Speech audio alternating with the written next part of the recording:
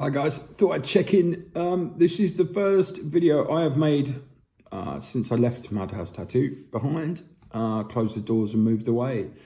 I thought you might want to know what's happening. I am now in my new office where I run Coffee and Coping. We do 50 in Coping, the podcast, as well as Distortion Mentoring, which is turning into the next focus for me. I have 8 clients who come weekly now. I am in a position where I have the freedom to help people front and center every single day. It's really good. It's positive move. Leaving the shop behind, let's look at that.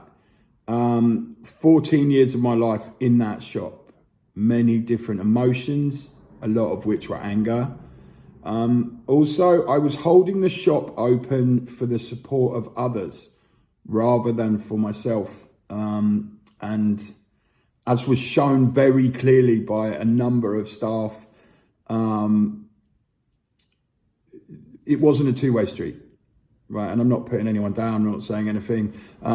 What I am saying is that personally, it dragged me down, because when you are running a business, you should be doing it for yourself, not in a selfish way. You do it in the best way possible. But I always wanted the people that worked with me to flourish, to be happy.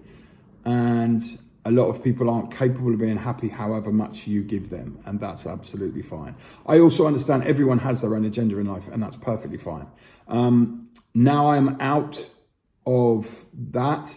Obviously, earnings, you know, where do I make my money now? That's the biggest thing.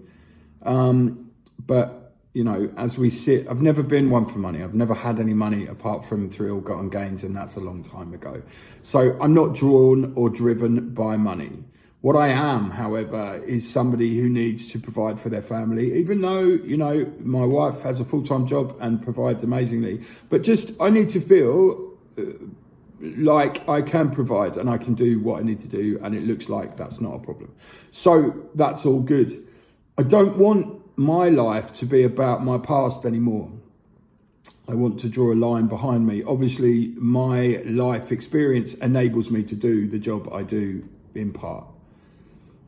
So I can't forget about it all. I am noticing more and more that there are times when my past is now coming to stand in front of me rather than behind me, and I don't like having to address all that again. But I think it's because I've never addressed it.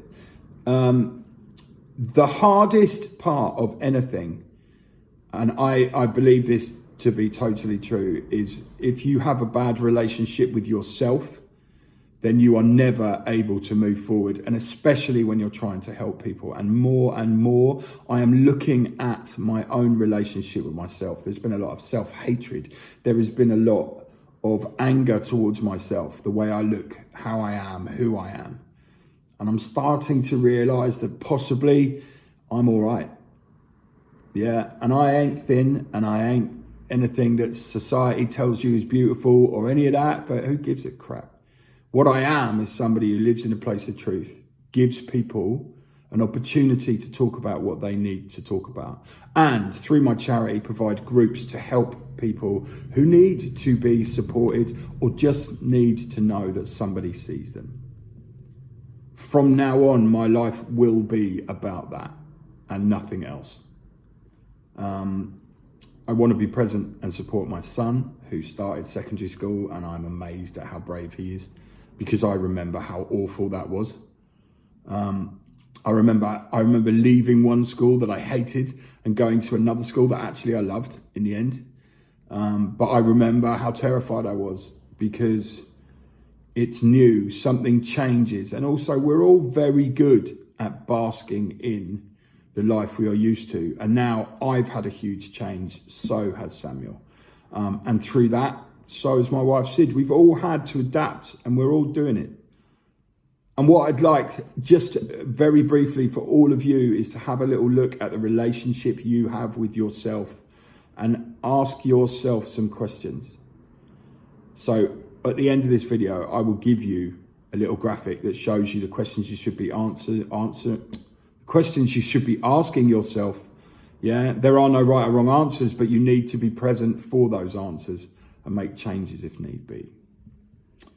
It's amazing to have the opportunity to be on YouTube and talk to people, to be on, all the social media platforms. I can't be present on all of them all the time, but I'm gonna do a weekly check-in.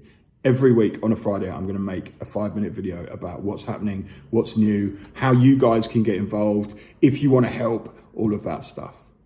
So look, to all of you who watch 50 in Coping, to all of you who support Coffee and Coping, and everyone who has stood by my side over the years in a positive manner, thank you. And I will talk to you soon.